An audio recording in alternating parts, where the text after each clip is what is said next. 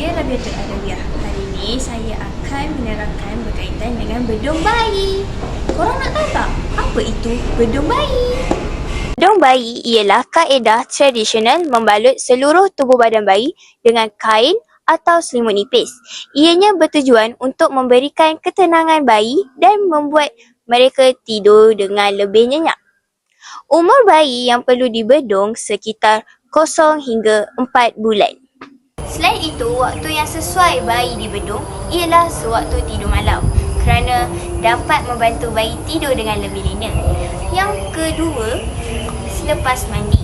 Ianya untuk menghangatkan tubuh badan bayi. Selain itu, bedong mempunyai dua kategori iaitu tradisional dan modern. Hai, Assalamualaikum. Nama saya Adena Farisha. Hari ini saya nak bentangkan apakah perbezaan antara bedong di Malaysia dengan luar negara. Kalau ramai parents abaikan bedong, mungkin merasakan bedong ni sebagai adat, panas dan sangka bayi tidak suka bedong. Kalau anda semua tahu, bedong ni bukan sahaja diguna pakai di Malaysia, tetapi ia juga turut diguna pakai di luar negara. Ia juga sebagai alat bantuan untuk tenangkan bayi agar bayi tidak mudah bergerak, iaitu gerakan motoreflex. Kalau di Malaysia dan di luar negara ada dua jenis, iaitu yang pertama jenis kain dan ketebalan. Kalau di Malaysia, penggunaan bedong jenis kain nipis iaitu bedong kain lampin agar bayi tidak berasa panas dan sesuai dengan suhu dan cuaca di Malaysia. Kalau di luar negara, ia juga sering menggunakan bedong segera iaitu sweater atau kain yang jenis tebal yang sesuai dengan suhu dan cuaca di luar negara iaitu cuaca sejuk. Yang kedua, teknik membedong. Kalau di Malaysia, teknik membedong iaitu teknik membalut dengan kemas di bahagian badan dan juga tangan supaya tangan bayi tidak terkeluar. Kalau di luar negara, lebih praktikal dengan penggunaan bedong instan kerana lebih senang dan ia memudahkan ibu-ibu di luar negara dan bedong ini juga tidak terlalu panas serta cepat untuk dipakai. Hai, nama saya Nur Batrisha Nabiha binti Muhammad Syahrizal. Saya di sini ingin menerangkan tentang persediaan sebelum membedong bayi. Yang pertama, peralatan dan bahan. Sediakan kain bedong yang lembut, nipis dan bersih supaya selesa pada kulit bayi. Kain mestilah sesuai dan tidak terlalu tebal untuk mengelakkan bayi kepanasan. Pastikan juga bayi telah memakai lampin dan pakaian bayi ringkas dan tidak berkedut. Yang kedua, kebersihan dan keselamatan. Pastikan tangan penjaga bersih sebelum membedong bayi. Kain bedong hendaklah dicuci dan dikeringkan sepenuhnya.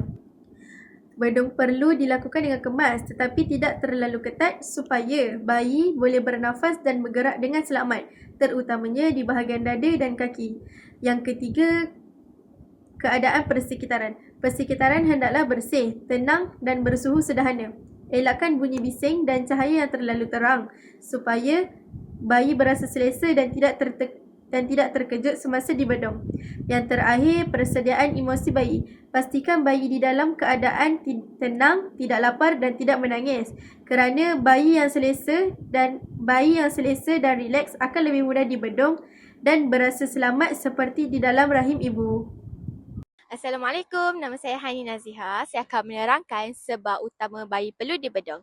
Yang pertama, mengurangkan refleks moro. Apa itu refleks moro? Refleks moro adalah satu bunyian yang boleh membuatkan bayi terkejut ataupun tersedar daripada tidur. Bayi yang baru lahir yang sering dibedong, mereka akan gerakkan tangan mereka apabila mereka rasa tidak selesa ataupun badan mereka rasa panas. Dan bunyi yang terlampau kuat juga boleh menyebabkan bayi tersedar daripada tidur mereka. Jadi, tangan dan kaki bayi akan terbuka keluar dan jari mereka akan mengembang serta bayi juga kadang akan sering menangis. Bayi perlu dibedong supaya tidur dengan lebih lena dan lama kerana bayi tidak mudah terjaga akibat pergerakan tangannya sendiri. Selain itu, bedong memberi rasa tenang dan selamat untuk bayi. Kenapa? Bedong sama seperti keadaan bayi ketika berada dalam rahim ibu yang sempit dan hangat.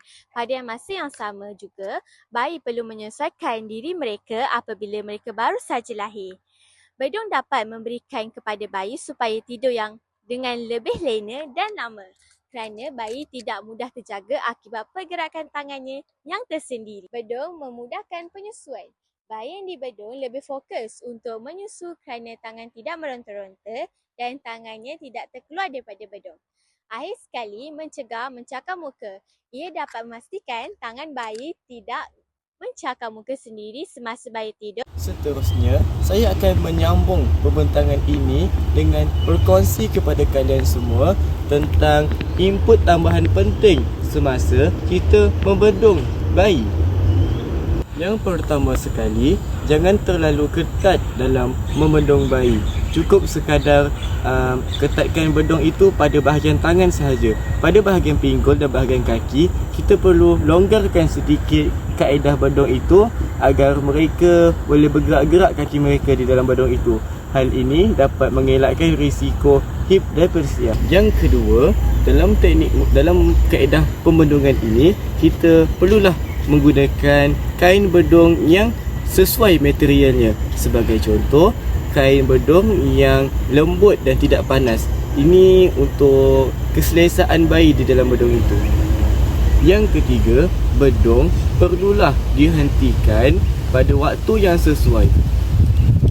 Bedung selalunya kebiasaannya dihentikan pada umur bayi yang sekitar 4 ke 5 bulan. Hal ini agar kita dapat mengelakkan tentang isu-isu yang berkaitan keselamatan ataupun pembesaran kanak-kanak. Yang keempat, pelaksanaan bedung ini sangatlah penting untuk bayi yang baru lahir. Namun, aspek keselamatan haruslah dititik beratkan bagi memastikan keselesaan dan keselamatan bayi. Jom kita saksikan video cara membedung bayi. Saya akan mengajar anda semua cara melipat kain bedung dengan betul. Mula-mula kita bentangkan kain bedung tersebut dan bentukkan ia dengan bentuk 3 segi. Seperti yang saya tunjukkan di sini, lipat kain bedung bentuk 3 segi dan debihkan kain bedung sebelah kanan untuk memudahkan lipatan bayi dari kiri ke kanan. Seterusnya saya akan mengajar cara lipat kain bedung pada bayi. Mula-mula letakkan kain tersebut dan letakkan bayi, lipatkan tangan kiri dia masuk ke dalam dan tarik kain bedung ke kiri ke kanan dan lipatkan tangan bayi kanan dan tarik kain bedung ke kanan pergi ke kiri dan selitkan ia ke bawah dan tarik kain lebihan di bahagian bawah ke atas. Tarik kain kanan ke kiri balik dan selitkan ia. Kain di bahagian leher perlu dikemaskan.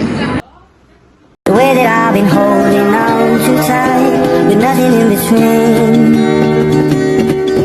The story of my life, I'll take you home. I've done all night to keep the love in time. It's frozen. Sangatlah sudah aku sadari. Terima kasih dan jumpa lagi.